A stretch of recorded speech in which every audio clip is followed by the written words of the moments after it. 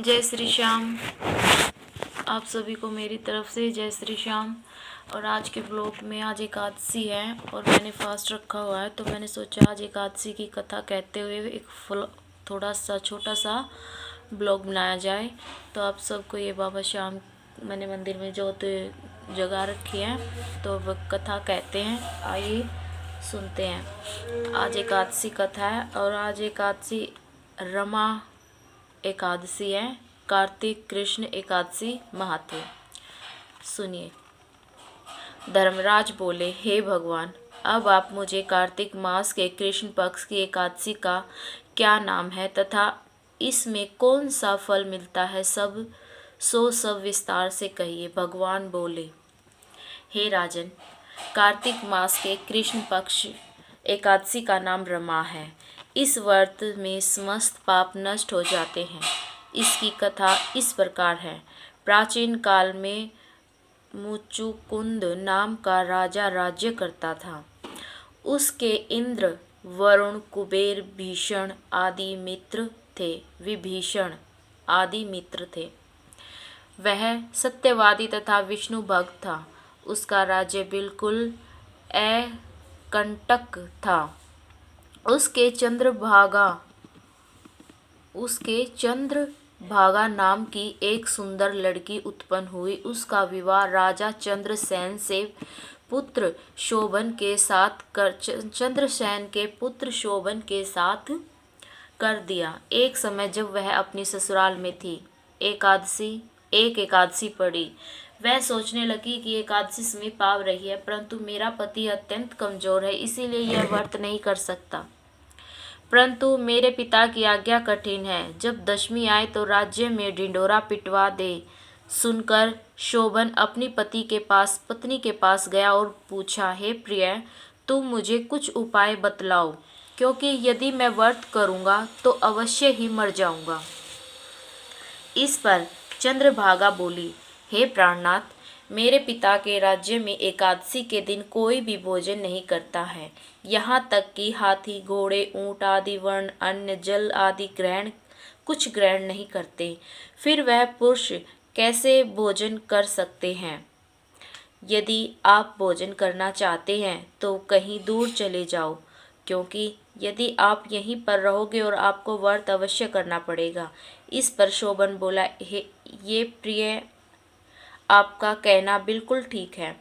मैं अवश्य व्रत करूँगा। मेरे भाग्य में जो लिखा है वह होकर ही रहेगा। ऐसा विचार करके उसने एकादशी को व्रत किया तो वह भूख प्यास से अत्यंत पीड़ित होने लगा। अब सूर्य भगवान भी अस्त हो गए और जागरण के लिए रात्रि हुई। वह रात शोभन को दुख देने वाली थी। दूसरे दिन प्रातः से पहले ही वह संसार से चल बसा। राजा ने उसके मृत शरीर को दहन करा दिया। चंद्रभागा अपने पिता की आज्ञा अनुसार अग्नि में दहन न हुई और पिता के घर रहना उत्तम समझा। रमा एकादशी व्रत के प्रभाव से शोभन को मंद्राचल पर्वत पर धन धान्य से युक्त तथा शत्रुओं से रहित एक उत्तम देवनगर प्राप्त हुआ।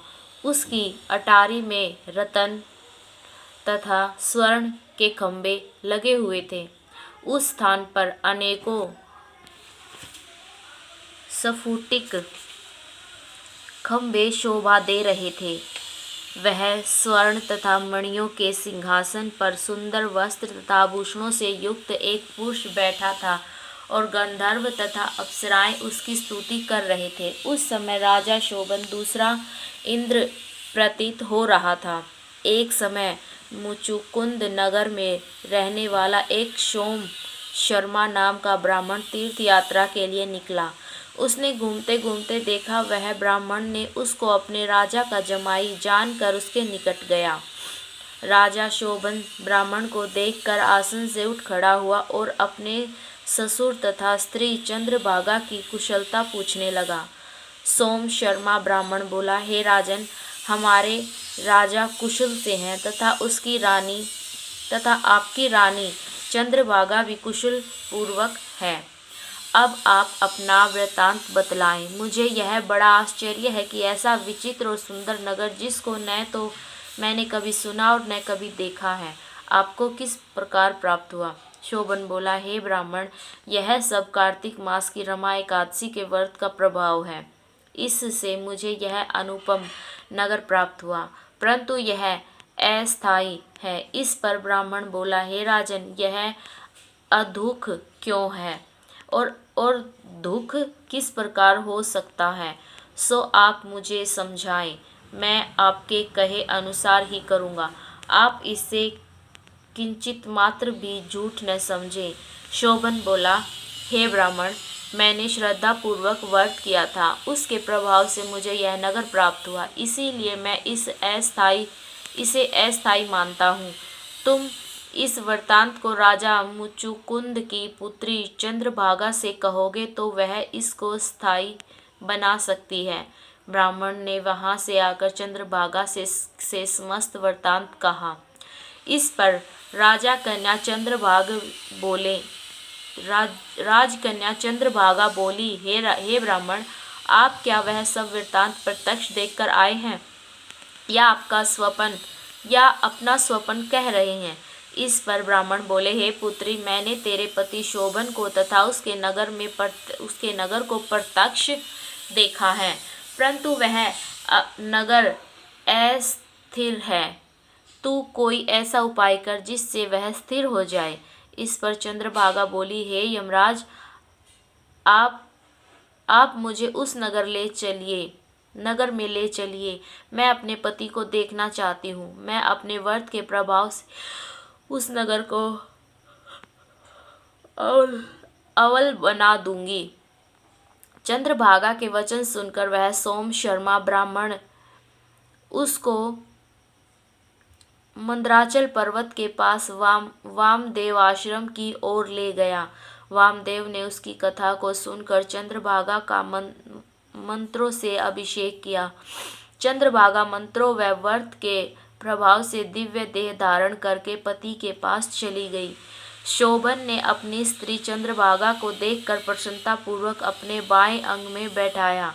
चंद्रभागा बोली, हे प्राणनाथ, अब आप मेरे पुण्य को सुनिए। जब मैं अपने पिता के घर 8 साल की थी, तब से ही मैं यथाविधि एकादशी का व्रत करने लगी हूँ।